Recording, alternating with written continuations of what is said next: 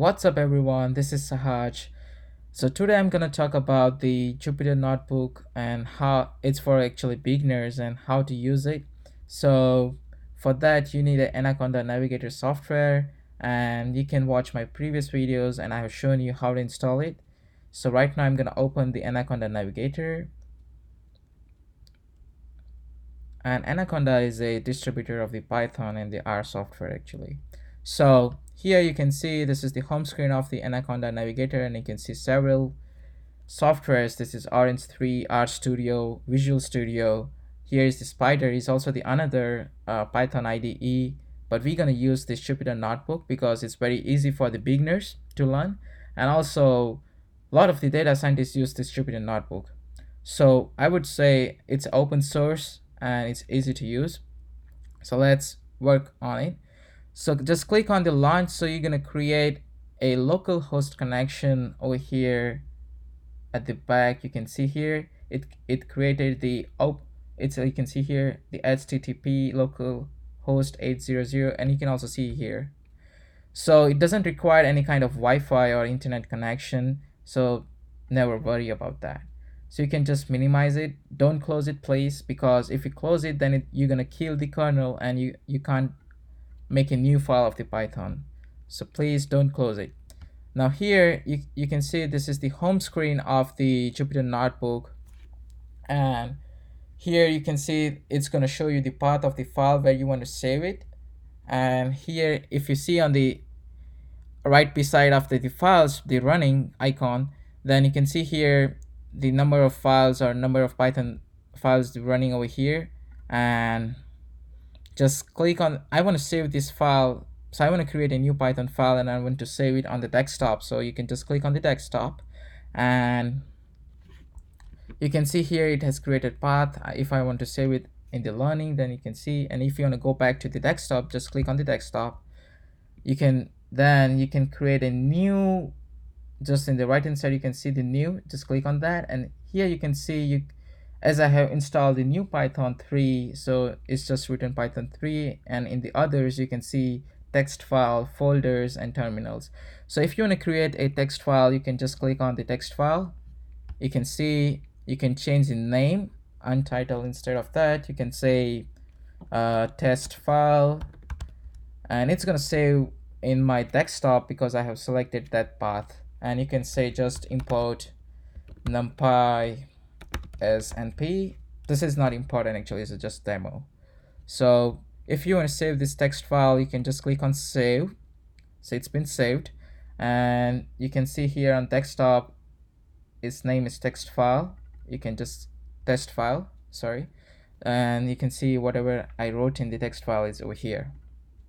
And as well as you can see here in the terminal that it shows that here you can see in the terminal it says that creating a new file in the desktop. So here this slash desktop is the path where you save your files, and here when we clicked on the saved, it is showing on the terminal that saving the file at the desktop slash text file. So it saved the file on text file, okay, on desktop.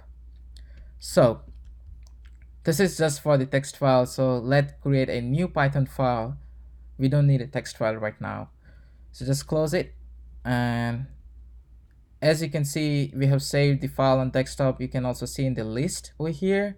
And for creating a new Python file, you can just click on again new in the right hand side and just click on the Python 3. So it's going to create a Python file, and you can name it test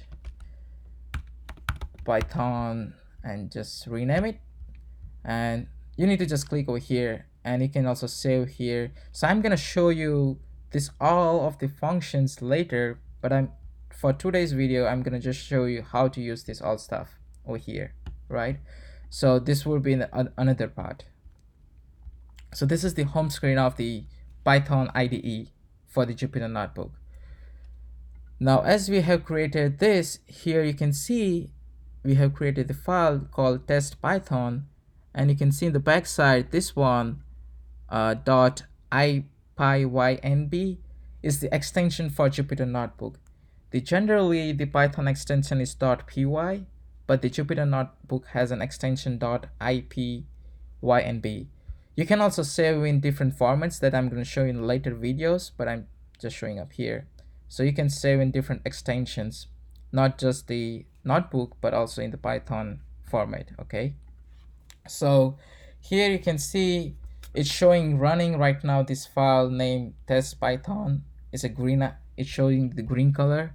So you can also see which files are running right now currently in your Jupyter notebook. So you can see here one of the file is running, which has been saved on our desktop. Here you can see this one. So if you close this test python,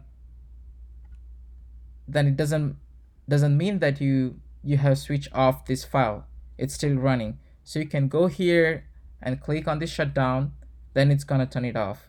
That's the only way you can turn it off, right?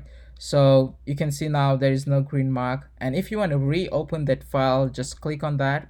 So you can go here, you can go to your path. I have saved my file on the desktop, so go and click on the desktop and then click on the test python. So it's gonna relaunch that file. Okay, so this is called the shell, and this is all I'm gonna explain you later. Sorry for that. So that's it, I think so, for today right now. And oh, I forgot one icon here. See, you can see the upload right besides the new. So this upload is used something for, say I want to import some files on my desktop and it's in something somewhere in other folders. So let me show you the tutorial. So if you click over here in the upload, then you can see right now I am in my thesis desktop folder. So it's on text. I'm going on the desktop, clicking on the thesis. So I want to bring this insurance CSV file to my desktop. So you can click that and say okay.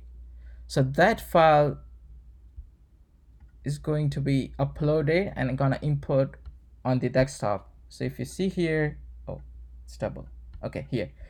Then it's on my desktop, and still there is another file over here in my thesis folder. So that's the way you can use this upload. And you can also log into your account. You can make your account with the Anaconda. And that's it for today. Thank you, and stay tuned for upcoming video, and please like and subscribe. And if there's some I need to improve myself, then let me know, because this one is my just second video for my YouTube channel. Thank you.